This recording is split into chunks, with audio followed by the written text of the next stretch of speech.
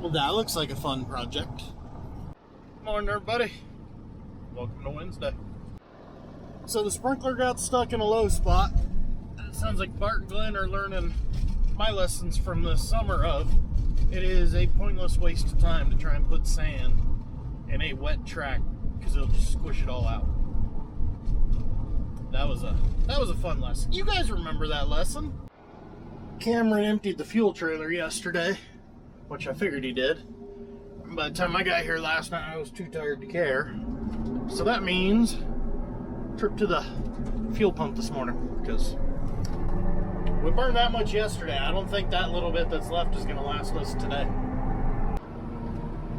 Well, I suppose better late than never, but we're up and rolling. Trucks are on the move. I am cutting by myself again.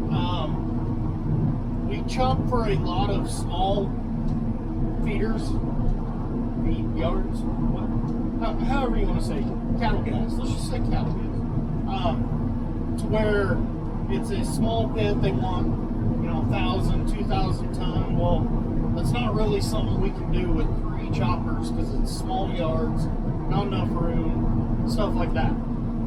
So in the past, we've always had to kind of split it up. Well, what we're doing this year is we're leaving Colton and Cameron with more of the trucks hauling into the big feed lot, just slowly working their way through, while I've been hopscotching around filling up all these small lots. So I did one yesterday, hoping to get 2 different ones done today. We'll just have to kind of see how the day goes. 6 trucks on the move.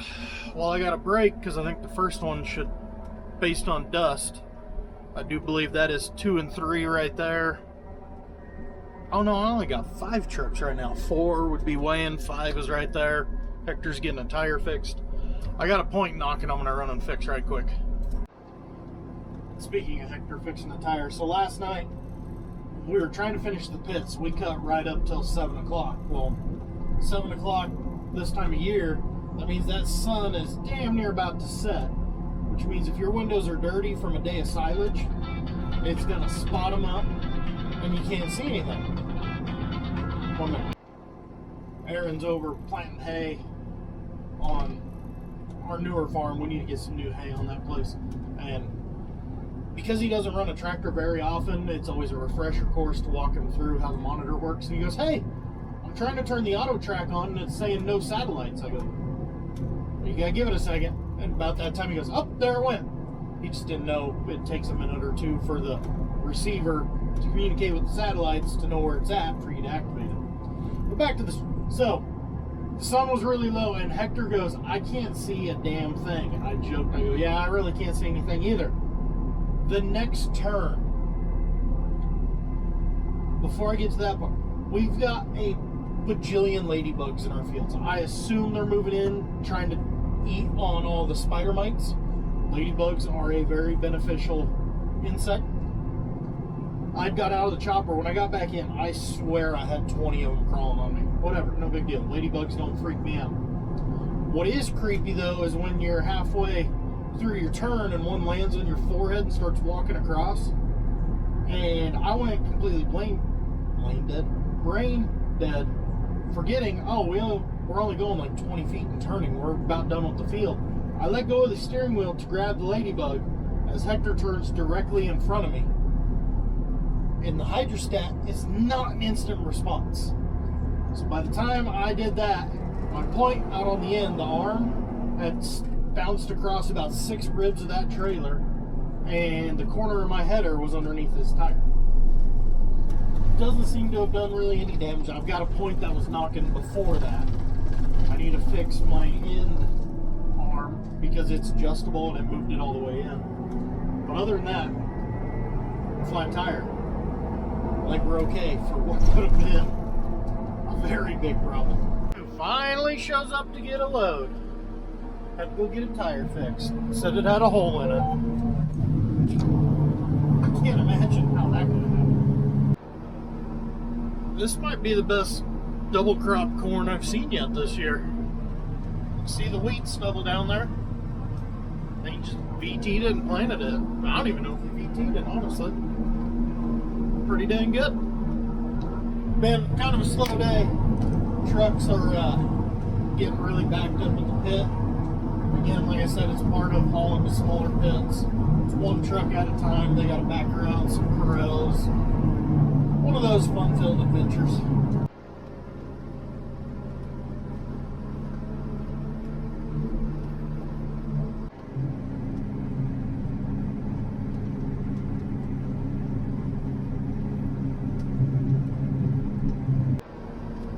It's always so nice when it works out as a full pass. I don't use GPS or anything on cutting corn down the road, so. I think we're about done hauling to the one customer, though. I'm showing 945 on the yield. That's got to be fairly close. So once he's had enough, then we'll switch and just start hauling to the big feedlot. We're just going to completely ignore the fact that somehow I ended up with 4 rows on this side. So it's all a half pivot. Over there is clean. Over here I got 4 rows. I have no idea what happened. So a lot has happened in the last 20 minutes. One, I just got a call. The pit we were hauling to, he's got enough. So this last little bit here, we're gonna haul to the big feedlot. Hopefully this doesn't go as sideways as it always does when we have choppers split hauling from different fields into the feedlot. It always goes wrong every time. But no more loads than we have to haul there. Hopefully it'll work out. The other thing, I'd been talking with a guy who's got some silage trucks about coming and helping since we were short, but the Packer man is down a tractor, and apparently it's a big boo-boo. Like John Deere came out and hauled it to the shop. So we really can't run 3 choppers into either of the big feedlots because they can't keep up. So I think I'm kind of stuck. See, now that's a guy that understands the assignment. What's standing corn? I didn't see any standing corn. Finally! This field is done. Now I've got a 5-mile move south and a little west. Quarter circle there that's going into another small pit. So go see if we can knock that out. It's 4:30. It's gonna be close. See what I mean about the sun starts coming down and your visibility starts going down? A little bit, it's just gonna look like that. We're at 220. I was told we need 300 ton to finish this pit, so just starting to shut them off, one around the trucks, call it a day. Hopefully. That didn't take too long. According to the monitor, I cut 330. Guess that's probably gonna be a little closer to 350. He wanted 300, but I wanted to make sure we got there, and the tuna was over here talking to the Packer guys, so nobody was actually checking tickets to tell me when to shut them off, so I just had to kind of guess it. So Skyler, I hope that's the right amount. If not, well, it's too late now. Here comes our cold front. High today was like 93, or supposed to be. High tomorrow, 78. I don't know if I'm excited for that or not, honestly. I like the thought of it cooling off a little bit, but we got too much corn to start flirting with these stupid temperature numbers. Finally, after all these years, we finally upgraded to 2 air compressors. So you didn't have to sit here and wait. And then we immediately get a 3rd chopper, so the wait continues. Huh.